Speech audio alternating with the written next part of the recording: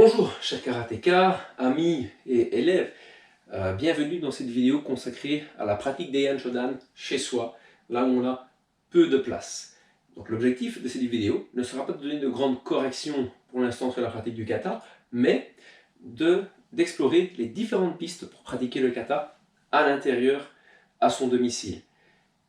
Il est évident que si vous avez l'occasion de pratiquer le kata en extérieur, dans votre jardin ou à l'occasion d'une balade où vous avez l'espace et de la place et l'opportunité de le faire, faites-le. Car certaines pratiques qu'on va faire à l'intérieur, nous le verrons dans la vidéo, pourraient nous amener à nous méprendre ou nous donner de mauvais réflexes dans la pratique du kata. Mais il n'empêche que, d'un point de vue psychomoteur, d'un point de vue de l'apprentissage, ça reste très intéressant à faire. Allez, c'est parti!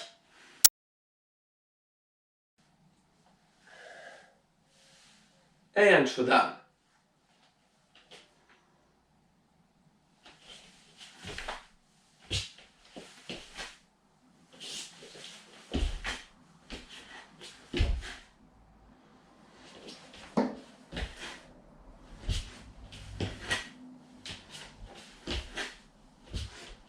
Hey!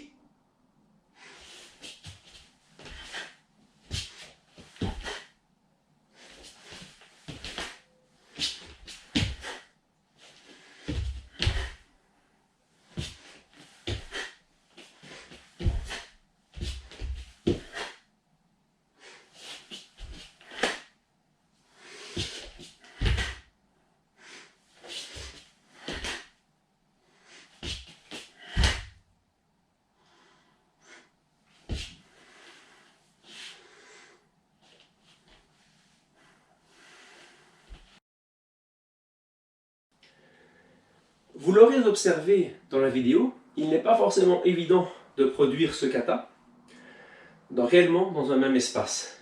Nous verrons à la fin de cette séquence un exercice pour le travail dans un espace très restreint, mais nous placerons un stimuli pour ça. Mais ici n'est pas la question. La question est de savoir quel travail nous mettons en place ici et pourquoi. Donc voici ici la réponse. Donc, je vous montre la première séquence. Donc, je commence mon kata de manière naturelle après le salut. Je suis en position Eikodashi. Je suis prêt. Donc, yoi.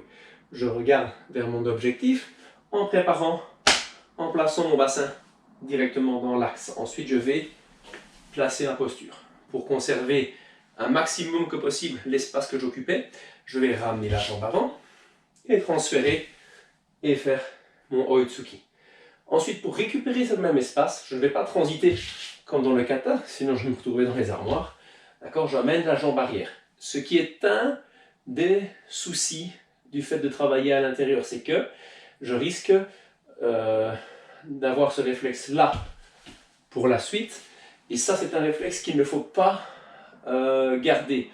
Donc si je travaille comme ça, je dois savoir que c'est uniquement dans cette condition-là. Et je dois pouvoir entraîner de manière indépendante le fait de transférer et de ramener. Mais dans le kata qui nous concerne ici,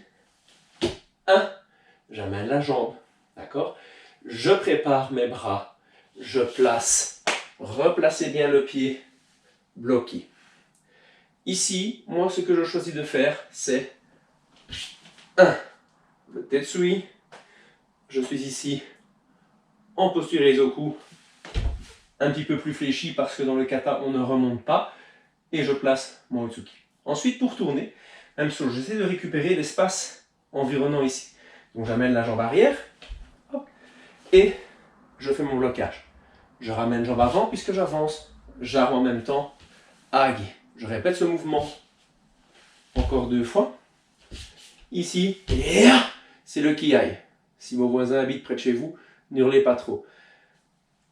Je regarde où je vais aller, je prépare mon geste. Ici, si je dois suivre la rotation du kata, je vais être dans ma télévision, c'est embêtant.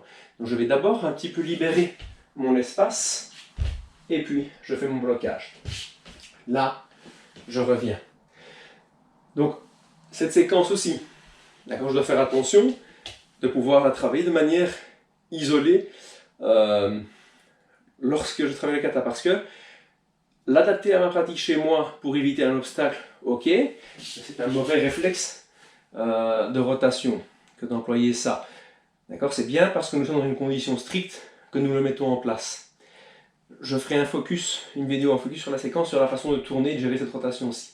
Bref, j'ai ramené, j'ai placé, je continue tout simplement là. 1, 2, 3, 4. 1, j'ai ramené la jambe arrière pour placer. 2, je replace. 1, 2, 3. Ensuite, de nouveau, comme à la rotation précédente, puisque je fais la rotation à 270 degrés, je prépare, je dirige, hop, je suis placé. Ramenez la jambe, shuto.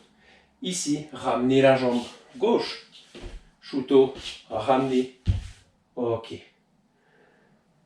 Et ici, puisqu'on inverse les jambes, revenir avec la jambe arrière, et je reviens à la même place.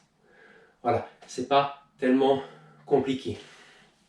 Je vous montre le travail pour le placement en shuto, en kokutsudashi shuto. Ich, sa, shi, go, rok, pardon, si, sich, hach, et oi, pour reprendre son espace. Puisque le fait de bouger différemment les jambes fait que tout simplement, si nous reprenons une jambe que nous bougeons de manière ordinaire, ça va en fait modifier la perception de l'espace. Voilà, nous avons vu une manière d'exécuter le travail du kata à l'intérieur d'un espace réduit. Voici ici une autre manière qui va emprunter des principes de la première. Donc il faut peut-être passer par la première méthode avant de faire celle-ci. Ce qui se passait dans la première méthode, c'est que certaines fois malgré tout, je me trouvais, finalement si j'avais mon espace premier, je finissais malgré tout ailleurs dans la salle. À un moment donné, je me suis retrouvé ici, alors que j'avais commencé le kata là. D'accord? Donc si je veux jouer au jeu de l'espace le plus réduit, je vais employer un repère spatial. Ici, un cerceau, d'accord? Ça peut être un pneu de vélo, ça peut être une ceinture que vous enroulez, ça peut être une corde, ça peut être une trace de craie que vous mettez au sol sur la corde. D'accord? Ça peut être tout ça. Il faudrait évidemment que vous puissiez facilement placer vos deux pieds, bien que lorsque je vais commencer le kata, je vais le commencer avec un seul pied à l'intérieur et près du bord. Pourquoi? Mon premier geste, c'est ça. Je dois pouvoir diriger. Et si je veux bien avoir le cercle, je vais même commencer ici. Vous voyez, vous avez le cercle, si je le divise en cadrans, je vais être plus ou moins au demi-cadran ici avec mon pied. Pourquoi? Parce que le cercle va représenter la projection de mon bassin sur le sol. Voilà, je suis ici. Yoi, ok. 1, je place le pied plus loin. 2, je ramène au-delà du cercle. 3, mais je m'oblige du coup à travailler un certain espace aussi entre les jambes. Et là, je reproduis le travail. Je peux venir ici, tout de suite avec la jambe, pour tomber sur l'espace du cercle, d'accord? Parce que si je reviens avec mon pied à côté et que je pivote, le cercle, vous voyez, va être déplacé. D'accord? Ce n'est pas le but de ce jeu-là. Donc, je viens mettre mon pied ici, là. Ça permet de travailler un petit peu le bassin. 2, 3. C'est surtout pour pas trop chipoter avec les jambes que je fais ça. De nouveau ici, si je veux avoir le cercle et mon bassin soutenu dans le cercle, je travaille vraiment sur place, je viens chercher là et je place ici. De nouveau, je me retrouve en posture. Tac, à chaque fois, mon bassin est au-dessus du cercle. D'accord? Je viens placer le pied donc par ici pour replacer le bassin au-dessus. Je n'ai pas placé le pied assez loin. Vous avez vu mon talon ici un peu glissé. Il fallait peut-être même carrément dans ce jeu d'exercice là, puisque mon pied gauche doit se trouver là, il fallait que j'exagère mon travail pour bien pouvoir projeter à partir de ma jambe arrière. Ok, 1, 2, d'accord, là, tac, tac, hop là, toujours le bassin doit être au-dessus. 1, 2, voilà. Comme on est à l'envers, je me retourne ici pour vous montrer la suite. Donc, voilà. Les 3 tsuki. Ich, ni, San. Je vais faire ma rotation Kokutsu. Je vais devoir trouver ici la ligne de diamètre qui est perpendiculaire à la direction de mon Zenkutsu. D'accord, c'est logique. Où elle se trouve? Elle se trouve là. Hop, ici, en armant, Kokutsu. Je ramène, je place le pied ici, dans l'axe, pour être à 45 degrés et garder le bassin au-dessus. D'accord, je reviens avec le pied arrière. Je vais replacer sur mon diamètre. Tac. Voilà. Et je vais venir replacer mon pied dans l'axe 1 et je replace. Hop. D'accord. Si je veux bien revenir, j'ai commencé à l'envers. Hein, donc c'est ça que je suis un peu perturbé. J'ai dû changer de changement dans le kata, mais normalement j'aurais été ici. D'accord. J'aurais été ici. Comme j'ai travaillé en 2 temps, je remets et je reviens à côté. D'accord. Il est vrai que j'aurais pu déjà commencer comme ça, par exemple, pour vraiment tricher. Commencer là. D'accord. Si j'avais commencé là, peut-être ça aurait été plus simple. L'essentiel, c'est pas là, c'est d'avoir, à partir de la première posture, de gérer tout le travail. Ensuite, quand j'ai terminé ici, ma foi, je reviens à ma phase initiale, qui est à côté de la zone de travail, ce n'est pas un problème. Je pourrais très bien avoir travaillé aussi avec le fait de garder toujours un pied dans le cerceau, mais il y a moins de nécessité alors d'espacer ses jambes dans la posture et d'avoir ce repère. Voilà. Donc c'était ici la deuxième forme de travail qu'on pouvait appliquer. Bien sûr, on peut l'accélérer, augmenter le tempo pour la perception. Mais celle-ci comme l'autre, même si elles vont stimuler notre travail à l'intérieur, elles vont avoir comme défaut de nous donner certains mauvais réflexes, notamment le fait de faire des appels pour tourner. Ça, il faut s'en méfier. Vraiment se dire et vraiment distinguer les deux travails. C'est pour ça que je vous encourage à retourner travailler dans un endroit où vous avez plus de place, une cour extérieure, un jardin, pour pouvoir produire le kata globalement et dans son ensemble.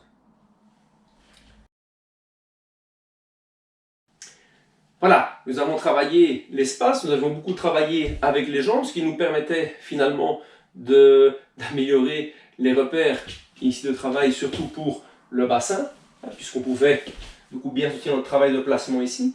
N'oubliez pas aussi de bien corriger le travail des bras, d'accord?